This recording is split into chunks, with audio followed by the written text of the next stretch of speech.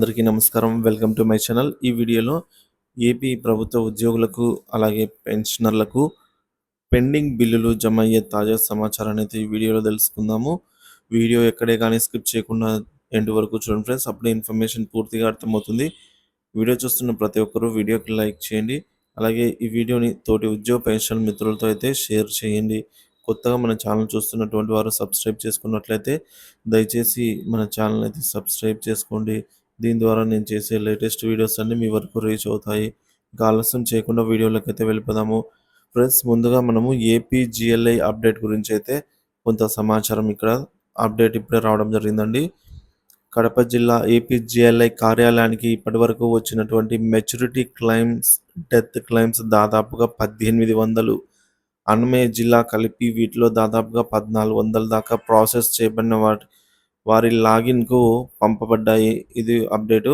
ఇంకనూ మిగిలి ఉన్నటువంటి క్లెయిమ్స్ను వారం రోజుల వ్యవధిలో పూర్తి చేయాలని డైరెక్టర్ కార్యాలయం నిర్దేశించిన నేపథ్యంలో రాబోయే వారం లేదా 10 దినాల్లో మొత్తం క్లెయిమ్స్ను పూర్తి చేసి వారి డీడీఓ లాగిన్ బిల్ చేసుకోవడానికి పంపబడతాయని కడప ఏపీజీఎల్ఐ కార్యాలయ సూపరింటెండెంట్ వారైతే తెలియజేశారు.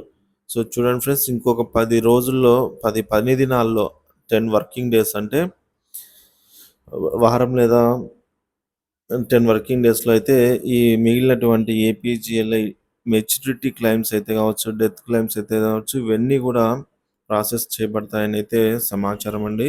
సో ఏపీజీఎల్‌లో సమాచారం కదలిక అయితే రావడం జరిగింది. అదొక గుడ్ న్యూస్ అనేది భావించవచ్చు. ఇక జెడ్పీపీఎఫ్ లాగిన్ సమాచారము. సో ఒక లింక్ అయితే ఇక్కడ మనకు చూస్తున్నాము. jpgpf.ap.gov.in అనే వెబ్సైట్లో మీరు లాగిన్ అయితే మీకు యాన్యువల్ పే స్లిప్స్ అనేవి డౌన్లోడ్ చేసుకోవడానికి వీలవుతుందన్నమాట. ఈ క్రింది లింక్ ద్వారా మీరు పీఎఫ్ సైట్లో లాగిన్ అయ్యి మీ యొక్క పీఎఫ్ పే స్లిప్స్ కూడా డౌన్లోడ్ చేసుకోవచ్చు. డిఫాల్ట్ పాస్వర్డ్ ఈఎంపీ అని ఎంటర్ చేసి పక్కనే మీ యొక్క పీఎఫ్ నెంబర్ను ఎంటర్ చేయాలి. For example EMP 12345. So password వచ్చేసి అలా ఈఎంపీ ఎంప్లాయీని ఈఎంపీగా తీసుకున్నాము. కొంచెం మీరు కావాలంటే పాస్వర్డ్ రీసెట్ చేసుకోవచ్చండి. ఇది డిఫాల్ట్ పాస్వర్డ్ అని అయితే చెప్తున్నారు. దీని తర్వాత పక్కన వచ్చేసి మీ యొక్క PF number, me PF number for suppose 791087 అనుకోండి. ఇదే యాజ్ ఇట్ ఈస్‌గా ఇక్కడ కలిపి రాసేయండి. ఇక్కడ పాస్వర్డ్ అయిపోతుంది. ఇది పాస్వర్డ్ అనమాట. అట్లా ఈఎంపీ పక్కన మీ అది ఇలా అయితే ఉంది.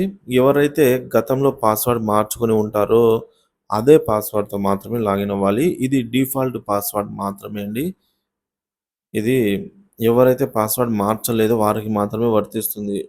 వ్యక్తిగత లాగిన్ అయిన తర్వాత మీరు ఎప్పుడైనా మార్చుకోవచ్చు పాస్వర్డ్‌ను. మార్చుకొని ఉండకపోతే ఈ పాస్వర్డ్ ఎంటర్ చేసుకోండి, ఇలాంటి పాస్వర్డ్. లేదంటే మీ యొక్క ఏదైతే మార్చి ఉంటారో అదే ఎంటర్ చేయాల్సి ఉంటుంది. లేదు ఏమి గుర్తులేదంటే ఫర్గాట్ పాస్వర్డ్ మనకు ఆప్షన్ ఇచ్చి ఉంటారండి. ఆ ఫర్గాట్ పాస్వర్డ్‌కెళ్ళేసి మళ్ళీ రీసెట్ చేసుకోవచ్చు.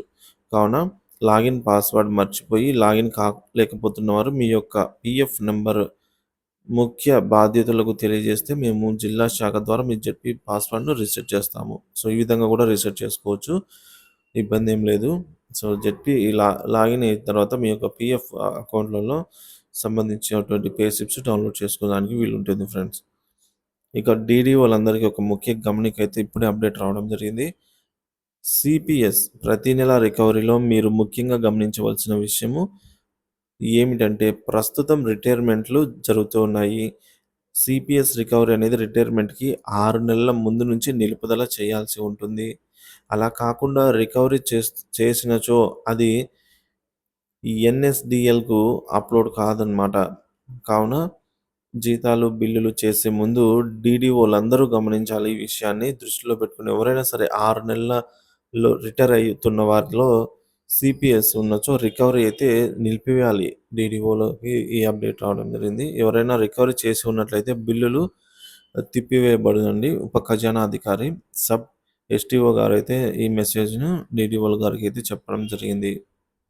ఇకపోతే ఫ్రెండ్స్, ఇటీవల రిటైర్ అయినటువంటి కొంతమంది ఉపాధ్యాయులకు గ్రాట్యుటీ అమౌంట్ అయితే క్రెడిట్ అయ్యాయి. ఒకసారి చెక్ చేసుకోండి. అలాగే చాలామంది ఐటీఆర్ ఫైల్ చేసిన వాళ్ళు అమౌంట్ కోసం అయితే ఎదురు చూస్తున్నారండి. సో, ఇన్‌కమ్ టాక్స్ రీఫండ్ పెట్టిన వాళ్ళు అమౌంట్స్ క్రెడిట్ అవుతున్నాయి. ఒకసారి చెక్ చేసుకోగలరు. ఇంకెవరికైనా క్రెడిట్ కాలేదేమో కామెంట్ చేయండి. సో, ఈ విధమైన మెసేజ్ అయితే ఒకటి వస్తుందండి.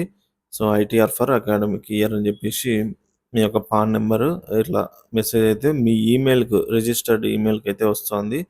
ఒకవేళ ఈమెయిల్‌లో ఇన్‌బాక్స్‌లో గనుక మీరు ఫైండ్ ఔట్ చేయలేకపోయారంటే మనకు ఇన్‌బాక్స్ అనేది ఉంటుంది కదండీ! సో, అందులో లేకపోతే స్పామ్ ఫోల్డర్ అనేది ఉంటది. స్పామ్ ఆర్ జేయూఎన్‌కే జోక్ అని చెప్పేసి ఇట్లా అందులో కూడా ఒకసారి చూడండి. ఈ విధంగా అయితే ఉంటుంది. ఇంకా ఈహెచ్ఎస్ పోర్టల్‌లో డీడీఓ లాగిన్ నందు మొబైల్ నంబర్‌కి ఓటీపీ రాకుండా కాంటాక్ట్ అడ్మిన్ అని వస్తున్నవారు ఈ డీడీఓ డిక్లరేషన్ లెటర్‌ని అయితే ఈహెచ్ఎస్ వారికి మెయిల్ పంపాల్సి ఉంటుందండి. దాని ద్వారా మీ ప్రాబ్లమ్ అయితే సాల్వ్ అయిపోతుంది. So, APGLI annual SIPs 2024-25 financial year నందు 4 నెలల అమౌంట్ వారి యొక్క అకౌంట్స్‌లో జమ చేయడం జరిగింది. ఈ విధంగా ఏప్రిల్, మే, జూన్, జూలై నెలలకి సంబంధించిన అమౌంట్. ఇకపోతే గతంలో 2 డీఓలు ఇచ్చారండి. ఏంటంటే డీఏలు ఇచ్చారు. జీవో నంబర్ 28 ప్రకారంగా 3.64% పెంచుతూ డీఏను 30.03కు చేరుకుంది. దీనికి సంబంధించినటువంటి 15 నెలల అరియర్స్ 3 సమాన వాయిదాలు అనగా ఆగస్టులో మొదటి విడత, నవంబర్‌లో రెండో విడత, ఫిబ్రవరిలో మూడో విడతలో ఇవ్వాల్సి ఉంది. ఈ ఆగస్ట్ కంప్లీట్ అయిపోయింది. కానీ ఈ మొదటి విడత అయితే రావాల్సి ఉంది ఇంకా. అలాగే జీవో నంబర్ 30 ప్రకారంగా ఇక్కడ మనకు 12 నెలల బకాయిలైతే ఉన్నాయండి. సో, ఇక్కడ మళ్ళొక 3.64% డీఏని పెంచుతూ 33.67% డీఏ అనేది చేరుకుందనమాట. కరెంట్ డీఏ ఇది ఇప్పుడు మనకున్నటువంటిది. ఇక్కడ గూడా ఈ 12 నెలల అరియర్స్ ఏవైతే ఉన్నాయో వాటిని 3 సమాన వాయిదాల్లో అనగా సెప్టెంబర్ 2024 ఈ నెల, డిసెంబర్ 2024, మార్చ్ 2025లో 3 సమాన వాయిదాల్లో చెల్లింపులు జరగాల్సి ఉంది. కానీ సెప్టెంబర్‌ది పెండింగ్‌లో ఉందనమాట. సో, ఇకపోతే ఇంకా పెండింగ్‌లో ఉన్నటువంటి లిస్ట్ చూసుకున్నట్లయితే డీఏ ఉద్యోగులకు పెన్షన్‌లకు డీఆర్, ఎస్ఎల్స్, టీఏస్, 11వ పీఆర్సీ అరియర్స్, అలాగే పెన్షనర్లకు రిటైర్ అయినప్పుడు రావాల్సిన అమౌంట్లు, medical reimbursement bills, GIS gratuity తదితర. వీటిలో మాక్సిమం బిల్లులన్నీ కూడా వెయిటింగ్ ఫర్ ఫండ్ క్లియరెన్స్ స్టేజ్‌లో ఉన్నాయండి.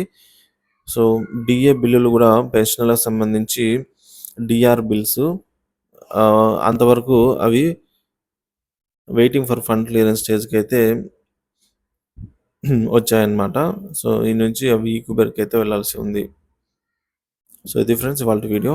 ఏపీ ఉద్యోగులు, ఉపాధ్యాయులు, సర్వీస్ పెన్షన్ మరియు ఫ్యామిలీ పెన్షన్ యొక్క పెండింగ్ బిల్లు చెల్లింపుల కోసం మన ఛానెల్‌ని సబ్స్క్రైబ్ చేసుకోండి. గంట బెల్‌నైతే ఆన్‌లో పెట్టుకోండి. Thank you for watching this video.